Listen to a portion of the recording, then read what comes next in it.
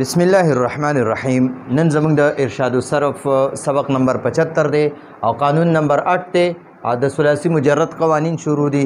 نن به موږ ان شاء الله د اسم مفعول قانون وایو. د اسم مفعول څه ته وایي؟ یو اسم فاعل وي هغه کار کولو والا ته وایي. یو اسم مفعول وي چې کم کار چا باندې چې کار وشي. لکه اوس مضروب معنا ده وخلی شوی سړی، ضارب معنا ده وخلو والا سړی. ضارب اسم فاعل دی هغه وخلو والا سړی ته وایي. مضروب اسم مفعول دی دا وخلی شوي سړی ته وایي. چې کم کس وخلی شوی هغه ته مضروب وایي. ٹھیک شو جی. اوس د دې قانون خلاصه وایو.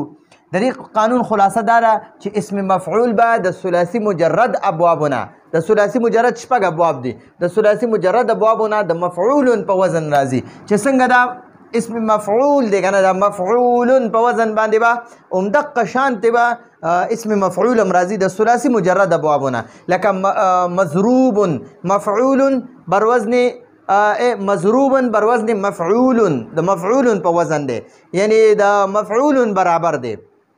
منصور مقتول مظلوم مخلوق مملوک، دغه شان مفتوح مسموع او محسوب. نو دغه ټول چې دي د ثلاثي مجرد ابوابونه د اسم مفعول به د مفعول په وزن راځي. مفعول په وزن مثلا ګورئ دا مضروب دی کنه، مضروب دا مضروب دی کنه. نو دلته ورته مونږ لیکو بر وزن مفعول.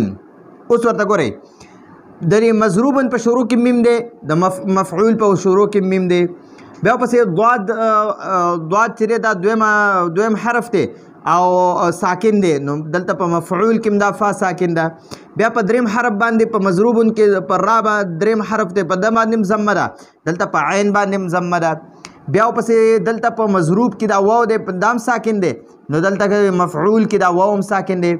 په آخر مضروبن کې آخري حرف باندې تنوین دی، نو په مفعولن کې آخري حرف باندې تنوین دی. نو مونږ وایو دا په مضروبن کې میم چې دی دا د میم مخامخ دی، ضاد د فا مخامخ دی او را د عین مخامخ دی، دا واو د واو مخامخ دی، دا لام د با مخامخ دی.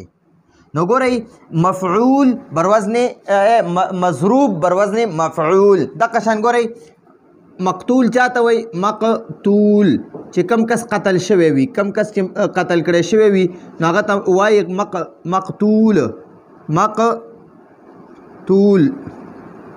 بر وزن مفعول. مقتول بر وزن مفعول. په چا چې ظلم شوی وي هغه ته مظلوم وایي. مظلوم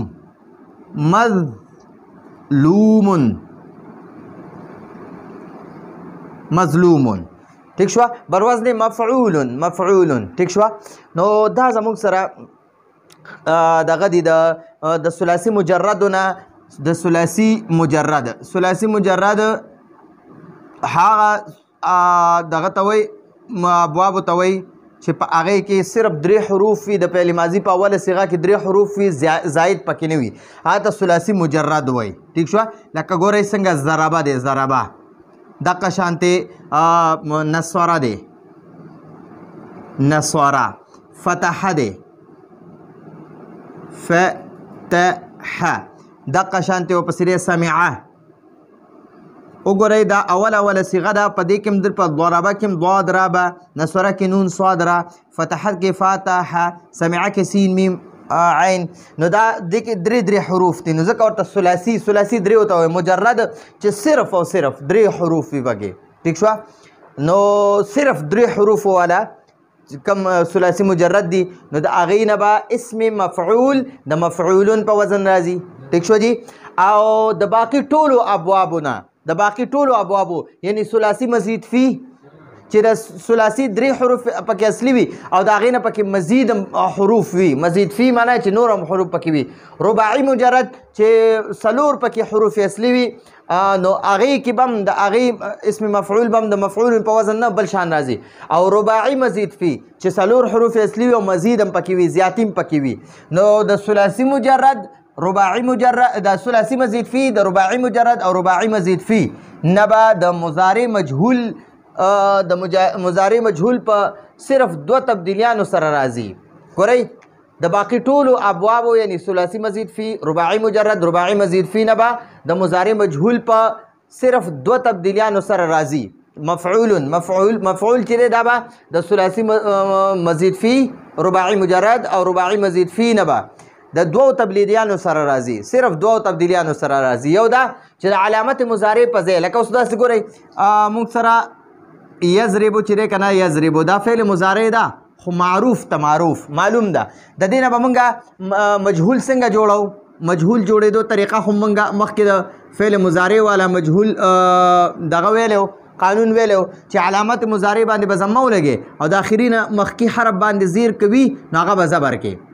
نو د یضربو نه یضربو، یضربو معنا را وخلو والا سړی، یضربو معنا را وخلی شوی سړی. ټیک شوه؟ دا یضربو معنا را وخلو والا سړی او یضربو معنا را وخلی شوی یعنی وخلی کېږي، هغه سړی وخلی کېږي.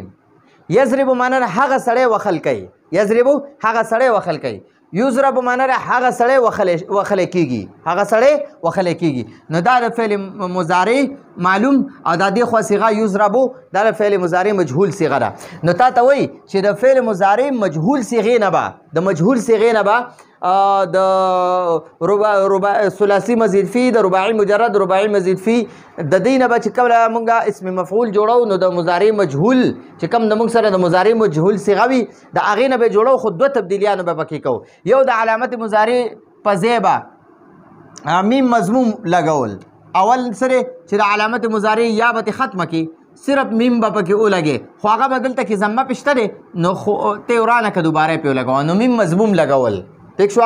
او په آخري حرف تنوین لګول د اسم علامت لګول یعنی تنوین د اسم علامت لګول. تنوین د اسم علامت وي نو آخري حرف بعد په د باندې تنوین ولګوه.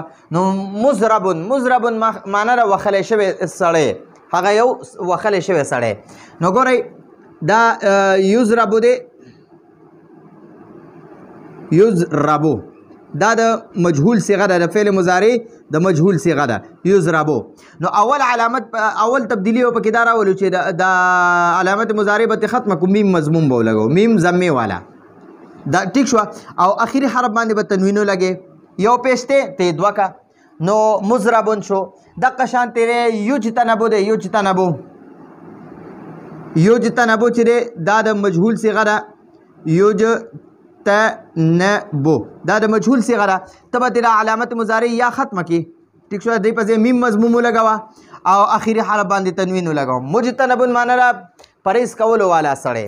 دغه شانته یکرمو ده، یکرمو یکرمو یکرمو ده، یکرمو د علامت مضارع یا ختمه ک میم لګوا، میم او ضمه په مخ کې ناسم شته او اخیری حرف ساکن ما باندې تنوین لګوا. نو مکرمون معنا را اکرام کولو والا سړی، احترام عزت کولو والا سړی. دغه شانتی دی ګورئ ینصرو، ینصرو معنا دا یو سړي مدد کیږي یا به وشي. ینصرو ته د دنه اسم دغه جوړ که دا خو ثلاثي مجرد دی. دغه انصر بل یو داسې یو صیغه چې راواخلي او هغه د ثلاثي مزید فی د ابوابو نه علاوه وي نو د هغې نه چې کله مونږ دغه جوړو مونږ د هغې نه مفعول دغه جوړو د اسم مفعول جوړو نو د هغې اولني حرف باندې به ضمه لګو، اخري حرف باندې به مونږ تنوین لګو. ٹھیک شوه؟ نو دا مجتنبون شو او مکرمون شو. مجتنبون یو مثال شو او مکرمون یو مثال شو.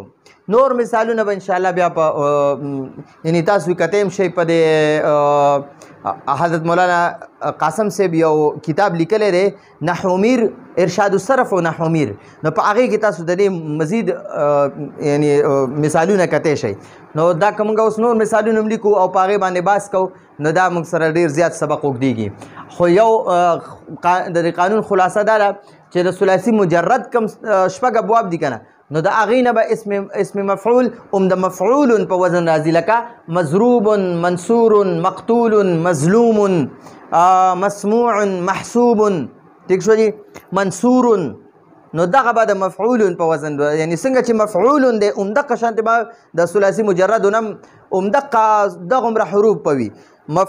مفعول کې وګورئ 15 حروف دي که نه، دغه وګورئ میم، فا، عین، واو، لام. مفعول کې 15 حروف دي، نو ګورئ په مضروب کې 15 حروف دي، میم، ضاد، را او واو، با. دغه شان په مقتول کې 15 حروف دي، په مظلوم کې 15 حروف دي. نو د ثلاثي مجرد نه چې څنګه مفعول دی دغه شانتې به اسم مفعول د مفعولون په وزن جوړیږي. او د ثلاثي مزید فی نه، د ثلاثي مزید فی ابوابو نه به د علامت مضارع به ختمه کې د هغې په ځای به میم ضمې والا ولګې او آخري حرف باندې به تنوین ولګې. د مضارع مجهول صیغې علامت مضارع به ختمه کې میم مضموم به ولګي، آخري حرف باندې به تنوین ولګي. بس دا د ثلاثي مزید فی، رباعي مجرد، رباعي مزید فی ابوابونه اسم مفعول دی. ٹھیک شو جی؟ نو دا زمونږ اتم نمبر قانونو د اسم مفعول، او انشاءالله راتلونکي درس پورې اجازه غواړو. هذا هو المرام والله اعلم بحقیقة الكلام.